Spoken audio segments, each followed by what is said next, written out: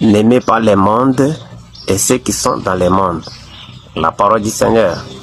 Le Seigneur dit, aime ton Dieu avec ta pensée, ton âme, et aime ton prochain comme toi-même. La parole nous dit de ne plus aimer le monde.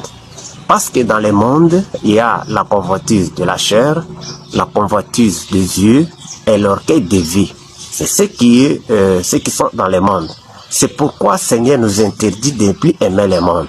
Mon frère, ne sois pas comme un menteur riche qui est venu devant le Seigneur Jésus-Christ. Il dit, Seigneur, qu'est-ce que je peux faire pour hériter le royaume de Dieu? Jésus lui dit, va faire les 10 commandements. Il dit, je l'ai fait, c'est ma nourriture. Et Jésus les regardant, il dit, va distribuer tout ce que tu as aux pauvres. L'homme est rentré triste, il n'a rien fait. Alors, Seigneur Jésus l'a testé pour voir est-ce qu'il aime son prochain. Parce que la Bible nous dit, aime Dieu avec tout ce que tu as. Aime ton prochain comme toi-même. Alors, il devrait montrer l'amour, qu'il n'aime pas le monde, mais il aime Dieu et son prochain. Alors, il est venu dire, moi j'ai fait ça, mon frère. C'est comme toi aujourd'hui, tu m'as ton pasteur, ton prophète, ton docteur, ton évangéliste. Oh papa, j'ai fait ça, et ce que tu m'as demandé, je l'ai fait. Et pourquoi cette vie ici? Pourquoi je vis de cette manière? Et mon travail, regardez mon mari, regardez ma femme.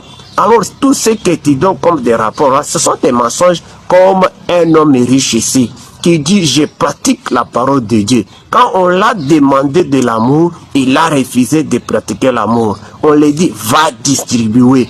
Alors regardez, il a commencé à distribuer pour témoigner l'amour qu'il a envers Dieu. Il dit, comme je volais, comme je prenais ça dans la voie illégale, il faut que je dois faire pour montrer que j'aime maintenant Dieu. Je vais remettre, je vais donner même à ceux que je n'ai pas même pris aux mains des gens. Regardez bien aimé, l'amour de Dieu. Il dit, il ne faut pas aimer le monde. Et ce qui est dans le monde, c'est la convoitise de la chair. Regarde comment toi, tu es devenu têtu au travail. Parce que tu regardes ta taille, tu regardes ta beauté, tu regardes ta corpulence. Tu dis, ça c'est quel genre de chef, ça c'est quel genre de mari, ça c'est quel genre de femme. Mais c'est la convoitise de la chair. Maintenant, tu as commencé à convoiter ce qui ne t'appartient pas.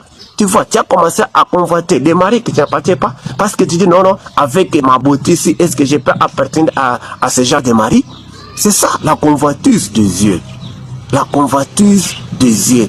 Ève a dit, cet arbre est agréable à regarder. Et chaque fois, Ève vivait avec cet arbre. Elle n'a jamais dit que cet arbre est agréable à voir. C'est parce qu'elle a reçu le conseil, bien-aimé. La vie que tu as aujourd'hui, c'est parce que tu as reçu le conseil qui vient du monde.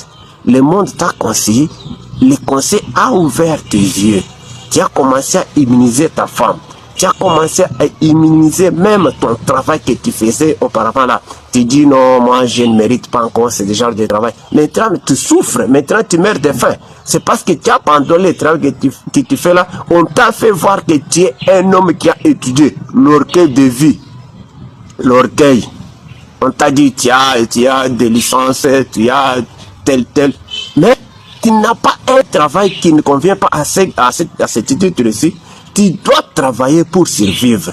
Tu dois travailler petit à petit. Tu vas arriver à ce que tu